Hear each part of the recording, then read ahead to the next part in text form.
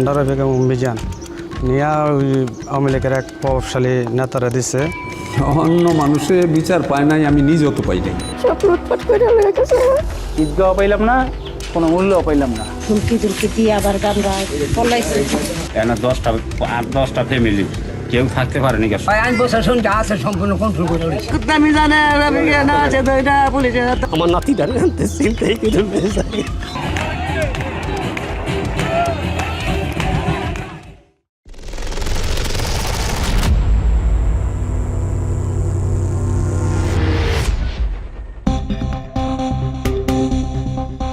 মুরগির ডিম বা আন্ডা বিক্রেতা থেকে দেশ বিদেশে হাজার কোটি টাকার সম্পত্তির মালিক বনে যাওয়া এক বিস্ময় মানবের অত্যাশ্চর্য উত্থানের গল্প শোনাবো। শর্টকাট রাস্তায় ধনী হতে চাইলে আমাদের আজকের অনুসন্ধানের প্রধান চরিত্রটি অনুসরণ করতে পারেন, তবে শেষ পরিণতির দায়ভার পুরোটাই একান্ত আপনার। রংধনু গ্রুপ এবং রংধনু বিল্ডার্সের মহান অধিপতি মোহাম্মদ রফিকুল ইসলাম ওরফে আন্ডা রফিকের কথা বলছি। আওয়ামী রাতের ভোটের এমপি গাজী গোলাম দস্তগীরের সহযোগিতায় প্রথমে হয়েছিলেন ইউনিয়ন চেয়ারম্যান। সেখান থেকে এলাকার মানুষজনের জমি জায়গা দখল করে গড়ে তুলেছেন আবাসন প্রকল্প। এরপর একে একে গ্রুপ অব কোম্পানির মালিক। বিদেশের মাটিতেও রয়েছে 3 তারকা মানের হোটেল, দামি দামি গাড়ি বাড়ি সহ হাজার কোটি টাকার সম্পত্তি। অনুসন্ধানে জানা যায় রফিকুল ইসলাম এক সময় বাবার সাথে বাজারে ডিম বিক্রি করতেন, যে কারণে হাজার কোটি টাকার মালিক হয়ে যাওয়ার পরেও স্থানীয়দের কাছে তিনি এখনও আন্ডা রফিক নামেই বহুল প্রচলিত। রূপগঞ্জের কায়েতপাড়া ইউনিয়নের সাবেক চেয়ারম্যান রফিকুল ইসলাম রফিকের উত্থানের গল্পটা হার মানায় সিনেমার কাহিনীকেও। আওয়ামী আমলে রফিকের চালানো নৃশংসতায় রূপগঞ্জের মানুষ এখনও আঁতকে ওঠেন। সব লুটপাট করে লয়ে গেছে।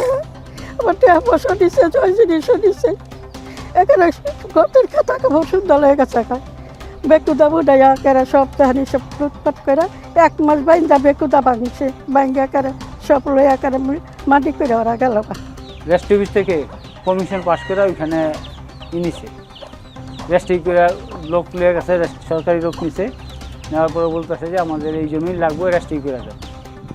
আমরা বললাম যে কবরস্থান এবং ঈদগার জমি আমরা কীভাবে ওয়াক্তা ছাড়া রেস্ট্রি করে দেবো, এটা সমাজের সাথে কোনো কথা নেই, বার্তা নাই, কোনো মানুষ জানে না। আমরা রেস্ট্রি করে দিয়া আমরা কি সমস্যা করুন ফাঁসমু। তখন বলছে রেস্ট্রি করে এই মুহূর্তে দিবি, না দিলে সমস্যা হইব। আর অন্যদিকে আমি ঈদগাহ করে দিব, কবরস্থানে মূল্য দিব। কিন্তু এরকম হুমকি দিয়ে রেস্ট্রি করে নিছে। আজও পর্যন্ত আমাদের কোনো এই ঈদগাহ পাইলাম না, কোনো মূল্যও পাইলাম না। হুমকি দুমকি দিয়ে আবার গামরা পলাইছে। দৌড়াদৌড়ি করে সরিয়ে গেছে, সরিয়ে যাওয়ার পরে আবার ওরা আইসে, আইয়া মনে করেন চারিদিক দিয়ে চাহাইতেছে, বড় বড় এরকম ইট ভেঙ্গা ভেঙ্গা চাহাইতেছে আর বলতেছে আমরা বাড়ি থেকে বেরিয়ে যাব। 2016 সালে সাবেক মন্ত্রী গোলাম দস্তগীর গাজীর ছায়ায় বিনা প্রতিদ্বন্দ্বিতায় চেয়ারম্যান হবার পর আর পেছনে ফিরে তাকাতে হয়নি তাকে। অভিযোগ আছে সাবেক স্বরাষ্ট্রমন্ত্রী থেকে শুরু করে পুলিশের সাবেক আইজিপি বেনজির আহমেদের সাথেও সখ্যতা ছিল তার। আর সেই সুযোগ কাজে লাগিয়ে রূপগঞ্জে একচ্ছত্র আধিপত্য বিস্তার করেছিলেন রফিকুল ইসলাম ওরফে আন্ডা রফিক। অনুসন্ধানে জানা যায় বেনজির আহমেদ থেকে শুরু করে আওয়ামী লীগের বিভিন্ন এমপি মন্ত্রীদের সাথে তার রয়েছে ব্যবসায়িক পার্টনারশিপ। এখানে 8-10টা ফ্যামিলি কেউ থাকতে পারেনি, সবারটা লুটপাট করে নিয়ে গেছে। জায়গা ছিল এটা চাইছে, লোক পাঠাইছে দেইনের বিদায়, তারপরে এই বাড়ি ঘরে হামলা করা, এইগুলা সব রাতারাতি সব কিছু নিয়ে গেছে। আমি বাইকে খেদাই দিয়ে মেরে দিলে কোবাই টোবাই। আইন প্রশাসন যা আছে সম্পূর্ণ কন্ট্রোল করে রয়েছে।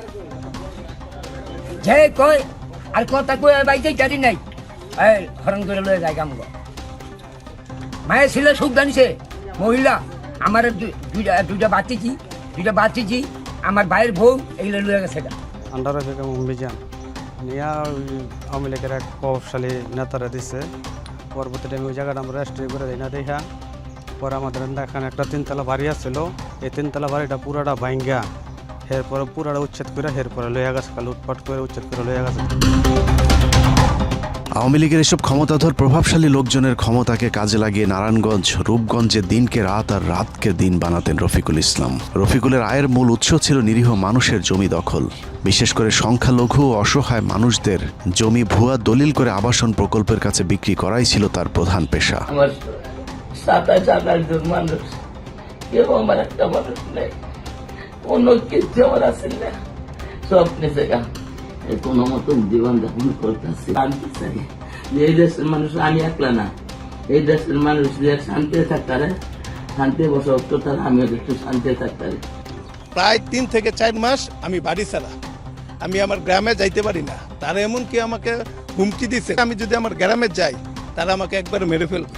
আমার বাবা বাজারে গেছে, দোকান খুলবে, ওই জায়গায় আমার বাবার উপরে হামলা করছে, আমার দোকান ভাঙচুর করছে। এটা করে শুধু ক্ষান্ত হয় নাই, তারপরের দিন তারা আমার বাড়িতে আবার হামলা করছে। 20 বছর দিয়ে আমার বাড়ি হামলা দিছে, যাই কইছে যে তোমাকে বাড়ি ঘর ভাঙচুর করতাম না, তোমাকে মারাধরি করতাম না, তোমরা তোমাকে বাড়ি ছেড়ে সকালে যাই বাগা। তখন নাস্তা করতে বসি, আবার ইয়া নুর ইসলাম করে এক ছেলে, হ্যাঁ সকালে আবার 10-15 জন লয়ে হামলা দিছে, বাতের ফেলে থুইয়া সকাল বাসাতে পারিতাম। যদি ভয় ফেলা না ইয়া যদি আমার ক্ষয়ক্ষতি করে তো হ্যাগো কোনো দায়িত্ব না, আমরা নবীকে শক্তি দেয়, হ্যাগো শক্তি তো ইব্রাহিম এইসব করে, আওলাদে এইসব করে আর কি। যে এই ফুলাফান্ডি বাড়িতে ফাটায়, এই ফুলাফান্ডি আমি গরিব হইলেও তো আমার যোগ্যতা না, তারপর আমার বাড়ি যে হামলা দিচ্ছে ভাঙচুর, এবং সেটা বাধা দিতে গেলে আমার মায়ের হাত ভাঙিয়ে ফেলে, এই হাত, ডান হাতের আঙুল।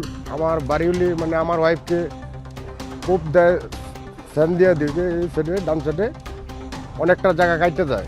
ভাঙচুর করাতে আমি পরের দিন গিয়ে থানা থেকে মামলা করি। মামলা করাতে আমাকে না পাইয়া আমার ছোটো ভাই চাকরি করে চরকাতে, ওকে 10-12 জন না নিয়ে তাকে বেদম মার দূর করে নদীর সাইডে ওরা ফালাই রাখছে। নেতৃত্ব দেয় সাত্তার, আর সাত্তারের নেতৃত্ব দেয় আন্ডার রফিক। ভুয়া দলিল করে বানানো এসব জমি আবার তিনি একাধিক মানুষের কাছে বিক্রি করতেন। 2022 সালে পুলিশ অফিসার্স সমবায় সমিতির কাছে জমি বিক্রির পর সেই একই জমি আবার তিনি অন্য আরেক প্রতিষ্ঠানের কাছে বিক্রি করে হাতিয়ে নেন কয়েক শত কোটি টাকা।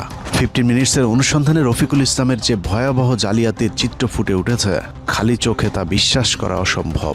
অবৈধ সাম্রাজ্য টিকিয়ে রাখতে রফিক রূপগঞ্জ এলাকায় গড়ে তোলেন 7 স্টার নামে নিজস্ব অস্ত্রধারী সন্ত্রাসী বাহিনী, যে বাহিনীর তাণ্ডবে এলাকার মানুষ মুখ খুলতেও ভয় পেত।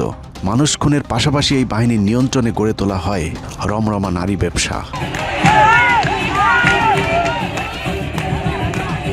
রফিকের সংগ্রহে থাকা এসব দেহ ব্যবসায়ীদেরকে কাজে লাগিয়ে বড় বড় রাজনীতিবিদ আর প্রশাসনের কর্মকর্তাদের মনোরঞ্জনের ব্যবস্থা করতেন রফিকুল ইসলাম।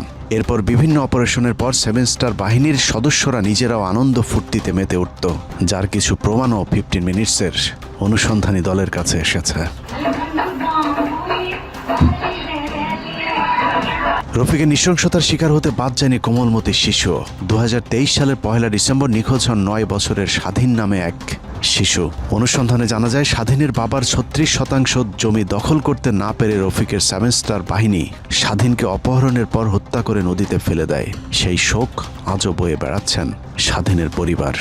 ও আমার ওই যে নাওরা বাজার থেকে যে ছিল, ওই জায়গায় আমার দোকান ছিল, ওই দোকান থেকে আপনার মনে করেন দোকানের সামনে আমার ছেলে খেলাধুলা করতো, ওই জায়গা থেকে ওঠায় নিয়ে গেছে এই শুক্রবার আর কি, শুক্রবার সন্ধ্যার দিকে।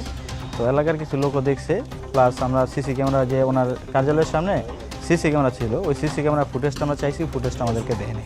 আসরের নামাজের পরে মাগরিবের নামাজের একটু আগে আমার নাতিটার চিন্তাই করে আমরা রাত করে চিন্তাই করে নিয়ে গেল, কই নিল আমার নাতিরা, বলে আমার কলিজার টুকরা, আমি আর পাইলাম না নাতিরা। এই রাইতে খবর শুনি কয়েল মেলার যাইব, আমার মেলাত গিয়া চতুর্ভুজে ঘুরে ঘুরে দেখলাম কত মানুষ, শয়ে মানুষ চতুর্ভুজে বানিয়ে গেছে, কোনো মানুষে পায়নি। এই নাতিটারে নিয়ে কই নিয়ে হলাইছে, 4 দিন পরে কাঠ পাড়া পাই আমরা নদীর পাশে পয়সা রয়েছে, মাইসে খবর করে একটা শিশু বাচ্চা হলো পয়সা রয়েছে। পুলিশ প্রশাসন ও রফিক বাহিনীর কাছে ছিল অসহায়। বিচারের জন্য স্বাধীনের পরিবার থানা, পুলিশ, কোর্ট কাচারি করেও কোনো কুল কিনারা করতে পারেনি। উল্টো বাড়াবাড়ি করলে গুম করে ফেলার হুমকিও সহ্য করতে হয়েছে স্বাধীনের পরিবারকে। পরে আমরা বাইরে বেরোইছি, পরে আবার ওই জায়গা থেকে আপনার আমাদেরকে বের করে দেবে, ওনার ফোনে কথা বলছে, পরে বললো যে আপনি যদি মামলা করেন রফিক বাদে যে বাকি 7 জনের নামে মামলা করতে পারবেন, কিন্তু রফিকের নামে মামলা করতে পারবেন, রফিক এবং মিজান ওরা 2 ভাইয়ের নামে মামলা করতে পারেন। তো ওনারা তো মারতে জানে, আমি বলছি ওনাদের হুকুমে এগুলা করা হয়েছে বা ওনারা ছাড়া এগুলা নাই। আর আমি ওনার কাছে বিচার চাইতে গেছি যে আমি মামলা করবো, উনি বলছে যে তুই মামলা করে তোর কোনো কাম হবে না, তুই জায়গা। আমি ওনার কাছে আমার এলাকার গার্ডিয়ান হিসাবে আমি বিচার চাইতে গেছি এই যমুনা বাজার, ওনার ডেলি গ্রিন টিভির অফিসে গেছিলাম আমি বিচার চাওয়ার জন্য, যে আপনার এলাকার বিচার। কিন্তু উনি বলছে যে তোমার মামলা করার দরকার নেই, যা হয়েছে তুই টাকা নিয়ে যায় বাসায় জায়গা। আমি বলছি যে না, আমি তো টাকার জন্য আছি, বিচারের জন্য আছি। তো এইভাবে ওনার থেকে মামলা করে নেই খিলগাঁও থানায়, আর ওনার নাম নেওয়ার পর আর মামলা নেয়নি। পরে আমরা আবার কোর্টে এজাহার করে মামলা করছি, কিন্তু ওনার মামলার চার্জশিট দেওয়া হয়নি এখনও। তো ওই জায়গা থেকে যে কয়বারই আপনার ওই জায়গাতে তদন্ত পাঠায়, ওই জায়গার মধ্যে এসপিআইসি যাই ওসি টোসি যাই পাঠায়, ওনারা রংধনু কার্যালয়ের ভিতরে নিয়ে ওনাদেরকে টাকা দিয়ে জিম্মি করে টাকা দিয়ে পাঠা দেয়। তখন আমরা তো আর টাকা দিতে পারি না, বিচার পাইনি তখন আওয়ামী লীগ সরকার আমলের। যে আইনের আশ্রয় আইনের দেশ শাসন করবো, তারা যদি আমার নাতির বিচার না করে, এরকম শিশু বাচ্চা তো আর এরকম সমস্যা হইলে এরকম করে জায়গা সম্বন্ধে সমস্যা করে মাইরা আতঙ্ক করে ফেলাই সপ্তাহে আতঙ্ক করবো, কোনো গরিবের মধ্যে বিচার পাইতো না। আইন প্রশাসনের লোকেরা কোনো বিচার করে না, তো আমি আইন প্রশাসনের লোকের কাছে আবার বিচার দিতেছি। আওয়ামী লীগের সময় আমি বিচার পাই নাই, এখন বিএনপির সময় এসছে, এখনও যদি আমি বিচার না পাই তাই দুনিয়াতে আমার তাই লাভ কি? কোনো লাভই নেই। আমার মাইরা গরিব মানুষ যা আছে সব মাইরা ভালো। রফিকের 7 স্টার বাহিনীর নৃশংসতার শিকার নাওড়া গ্রামের অনেক পরিবার আজও সর্বস্ব হারিয়ে খোলা আকাশের নিচে বসবাস করছেন।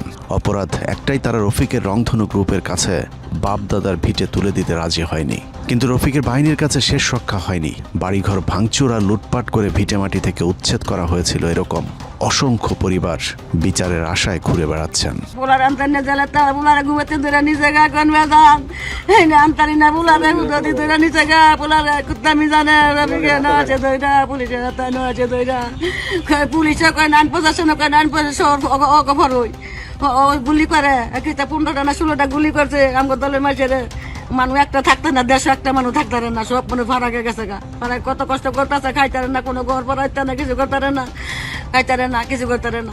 এভাবেই এক মগের মূল্যকে বাস করছিলেন রূপগঞ্জবাসী। হাসিনা পালিয়ে যাবার পর আওয়ামী দুঃশাসনের সহযোগী আন্ডা রফিকের বিরুদ্ধে প্রায় অর্ধশতাধিক মামলা হয়েছিল। তারপর থেকে পলাতক ছিলেন রফিকুল ইসলাম ওরফে আন্ডা রফিক। অনুসন্ধানে প্রতারণা, গুম, মানি লন্ডারিং থেকে শুরু করে জুলাই বিপ্লবে হত্যায় সহযোগিতার অভিযোগে আন্ডা রফিকের বিরুদ্ধে মামলার সন্ধান মিলেছে। সব মিলিয়ে রফিকের বিরুদ্ধে প্রায় অর্ধশতাধিক মামলার নথি পাওয়া গেছে, যার বেশিরভাগ মামলাতেই রফিককে পলাতক দেখানো হয়েছে। এসব মামলার মধ্যে 4 নভেম্বর 2024 সালে ঢাকা চিফ জুডিশিয়াল ম্যাজিস্ট্রেটের আদালতে রফিকের বিরুদ্ধে হত্যায় সহযোগিতার অভিযোগ আনা হয়েছে। রূপগঞ্জ থানার মামলা নম্বর 16, 18, 21, 22, 24 এবং 369, ফতুল্লা থানার মামলা নম্বর 30 এবং 447, মিরপুর মডেল থানায় মামলা নম্বর 23 এবং 758, পল্লবী থানায় মামলা রয়েছে 154 এবং খিলক্ষেত থানার মামলা নম্বর 21। এছাড়া সিআর মামলা নম্বর 338, 754, 11 এবং পিটিশন মামলা নম্বর 1055, 2023। সবশেষ 7 আগস্ট 2025 তারিখে গুলশান থানায় তার বিরুদ্ধে আরেকটি মামলা করা হয়েছিল, যেটির মামলা নম্বর 14। মামলায় তার স্ত্রী জোবেদা বেগম এবং তার 2 ছেলে কাউসার আহমেদ অপু এবং মেহেদি হাসান দীপুকেও আসামি করা হয়েছে। পুলিশের একজন সাব ইন্সপেক্টরের দায়ের করা এই মামলাতে বলা হয়েছে, রফিকুল ইসলাম এবং তার পরিবারের সদস্যদের মালিকানাধীন প্রতিষ্ঠান রংধনু বিল্ডার্স প্রাইভেট লিমিটেড, মেহেদি মার্ট, রংধনু অ্যাগ্রো, অ্যারাবিকা কফি, আরজি মাল্টিমিডিয়ার মাধ্যমে প্রতারণা এবং মানি লন্ডারিং করেছে রফিকুল ইসলামের রংধনু গ্রুপ। এই মামলায় রফিকুল ইসলাম এবং রংধনু গ্রুপের প্রতিষ্ঠান রংধনু বিল্ডার্সের বিরুদ্ধে বিভিন্ন মানুষের জমি জায়গা ভুয়া পাওয়ার অফ অ্যাটর্নি করে বিভিন্ন প্রতিষ্ঠানের কাছে বিক্রি করার অভিযোগ করা হয়েছে। মামলায় তার বিরুদ্ধে একাধিক গ্রেফতারি পরোয়ানা সহ তার সকল সম্পত্তি বাজেয়াপ্তেরও নির্দেশনা রয়েছে আদালতের। যে কারণে মামলার সাজা থেকে বাঁচতেই রফিকুল ইসলাম 5 আগস্ট হাসিনা পালিয়ে যাবার পর থেকেই গা ঢাকা দিয়েছিলেন। গেল 1.5 বছর পলাতক থাকলেও খুব একটা সমস্যায় পড়তে হয়নি তাকে, কারণ বিদেশে পালিয়ে গিয়েও তিনি রাজকীয় জীবনযাপন করেছেন। 15 মিনিটসের অনুসন্ধানে রফিকুল ইসলামের বিভিন্ন দেশে নাগরিকত্ব থাকার প্রমাণ মিলেছে। বাংলাদেশি পাসপোর্টের পাশাপাশি ক্যারিবিয়ান দ্বীপরাষ্ট্র, এন্টিগুয়া এবং বারবুদা নাগরিকত্ব রয়েছে রফিকুল ইসলামের।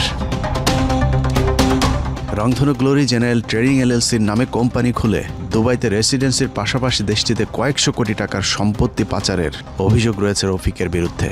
15 মিনিটসের অনুসন্ধানে দুবাইতে রফিকুল ইসলামের মালিকানাধীন প্রায় 8 কোটি টাকার এক বিলাসবহুল গাড়ির সন্ধান মিলেছে।